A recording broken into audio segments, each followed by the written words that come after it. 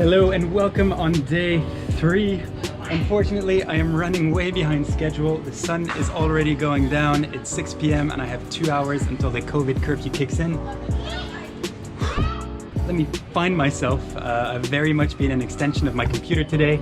I had this vision for a video and unfortunately, I will not be doing it today because fortunately one of you answered my message on Facebook and I now have a really good shooting location from which to shoot what was meant to be today's video tomorrow. So thank you for that. So I've had to be a bit spontaneous and come up with an idea real quick. So I'm gonna have to get outside into the real world and shoot something as quickly as possible. So without further ado, let's go.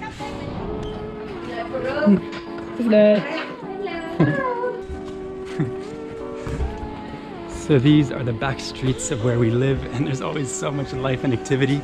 I do want to make a video of this general area in the future. But today, we're on a mission to do something very different.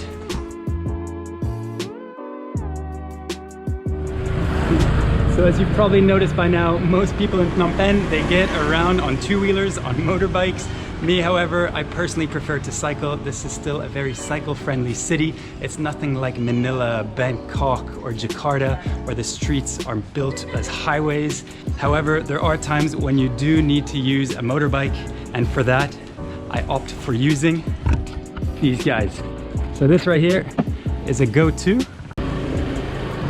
And Go2 right here is a shared electric moped service, and you can find these vehicles dotted around the city and they operate within a geo-fenced area. To find them and book them, you just need to download the Go2 app, zoom in, select your bike, and then book it.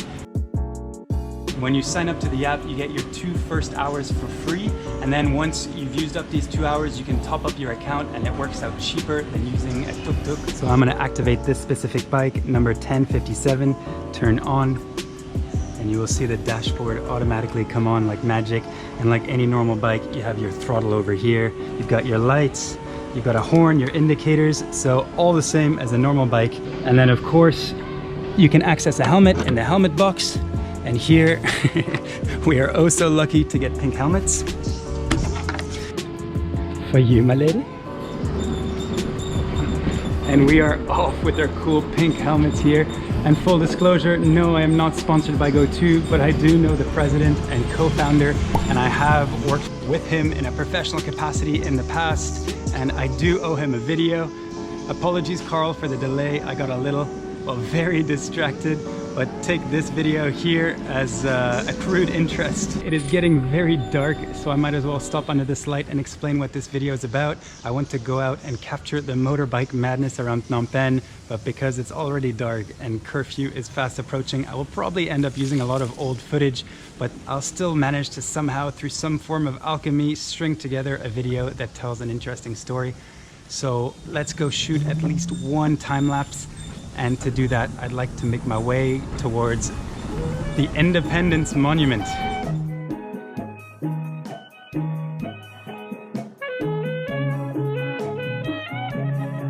So this right here is Independence Monument. So now I'm gonna pause the bike. So I say I've arrived. I don't want to end my ride because I don't want anyone booking the bike, so I'll just click pause. That little drive was super fun. The bike, it flies, it accelerates so fast, and because it's not a motorized mechanical bike, it doesn't have gears, so you don't get the jolting in the same sense. But one thing is you are super quiet, which is pleasant, but I almost got cut out by a cyclist. She didn't hear me coming, so you do have to be a little bit careful. Okay, so I'm gonna need to step in here because we simply didn't have enough time to do a full time lapse. And we found ourselves completely surrounded by a big police squad, so we thought it might be best to pack up and try to get this shot on a different day. So as I'm shooting my time lapse right here onto Independence Monument, my whole camera setup has been surrounded by a huge police convoy. There's jeeps full of policemen, there's about 30 dirt bikes, and I think they're all waiting for the 8 p.m. curfew to kick in, and then they're gonna set out and patrol the streets. Needless to say, the police were really cool with us being there, and I think we might have even convinced one to download the Go2 app. So Carl, let me know if you have a surge in downloads from Cambodian policemen. Or they have QR code. And here is the time lapse and I was able to capture. And as you can see, it really doesn't amount to much. That being the case, I don't see why this video can't be about so much more than me going out and shooting a time lapse. So I've taken the liberty to pull together footage from Phnom Penh from my various hard drives over the last couple months. And these include a number of time lapses and hyperlapses that I will attempt to fuse together to paint for you a picture of the motorbike madness in Phnom Penh. So on that note, let's roll the video. If you come to Phnom Penh from pretty much anywhere that isn't Vietnam, you'll be surprised by the sheer number of motorbikes on the road. Today, over 75% of all vehicle registrations in Cambodia are motorbikes, and the motorbike very much forms the backbone of the economy, serving a vital function in facilitating the flows of goods and people, sometimes entire families. And in doing so, they cradle a very heavy responsibility, carrying on their backs a small world. And when you go about your day in Phnom Penh, you come across all kinds of businesses operating off motorbikes. So they don't just flow through the streets like shoals of fish, some even sell fish. And today, owners live and sleep just a few footsteps away and use them for almost all daily functions. And these two-wheelers, they thrive due to their natural advantages as fast, flexible, and cheap forms of mobility. And in many ways, Phnom Penh has co-evolved around the motorbike, which has influenced the process of urbanization, creating many small, narrow streets and unfortunately a very poor walking environment. And so the motorbike has become essential for linking people to different social spaces. That's a really innovative way to create a bus.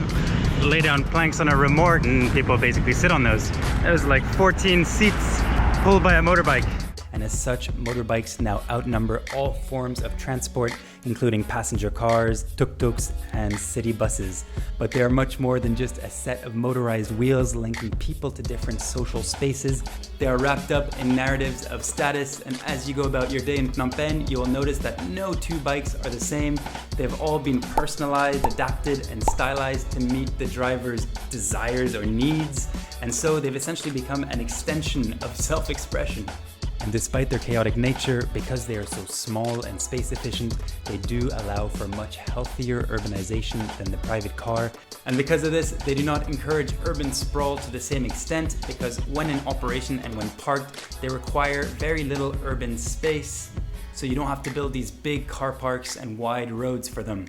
And that being the case, they are a relatively sustainable form of transport, especially compared to, say, a private car occupied by only one person. Despite their benefits, they do have a number of negative externalities, such as air and noise pollution, and while they are parked for long hours of the day, they do take up precious sidewalk space, which is why a service like Go2 is so great, because it overcomes these weaknesses by offering a shared and electric motorbike alternative.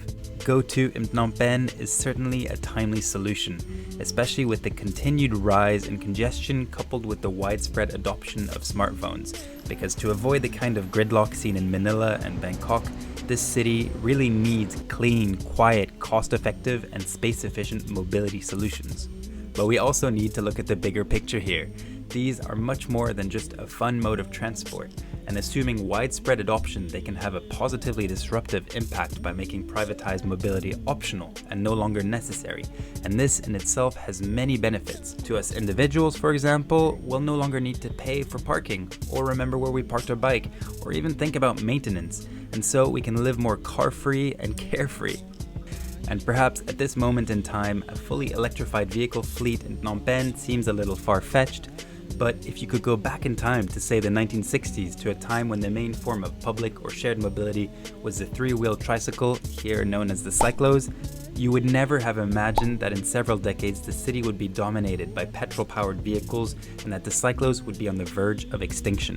And the point being, transport systems evolve towards what is most convenient, efficient, and of course available. Now that the e-motorbikes are more cost-effective than combustion motorbikes, it's really only a matter of time. So if you live in Phnom Penh, or if you have a similar system or service in your city, do go out and give them a try and join us in this electric and shared mobility revolution. No? No, Guito. What are you doing? So this takes us to the end of our little adventure, and we're back home, and this is our little neighbor. Why are you wearing a dress today? So when you're done with your ride, you just end your trip in the app and you can park the bike wherever you want. Go2 has a maintenance team who will come and pick up the bike or change the batteries. Super easy to use. Hey, go to your mom, otherwise it makes us look like kidnappers. But as we wrap up, I'd like to say a big thank you to anyone who's made it this far in the video. As you saw, I had to dig quite deep to tell somewhat of a compelling story, and I might have geeked out a little bit. I am a transport planner and engineer, and I work in the smart and sustainable mobility space. So if it was too technical and a bit hard to follow, do let me know so I can adapt my future videos accordingly. But this is generally the type of content I do hope to produce, more in a mini documentary format. So comments and feedback are naturally very welcome, and I do hope to see you for day 4. Wow, it's been a long week already. Take care, guys. I will be posting more photographs on my Instagram and sharing more videos on my YouTube. So if you enjoyed what you saw, do feel free to check me out on both those platforms. Thanks again, and I'll see you tomorrow for day 4.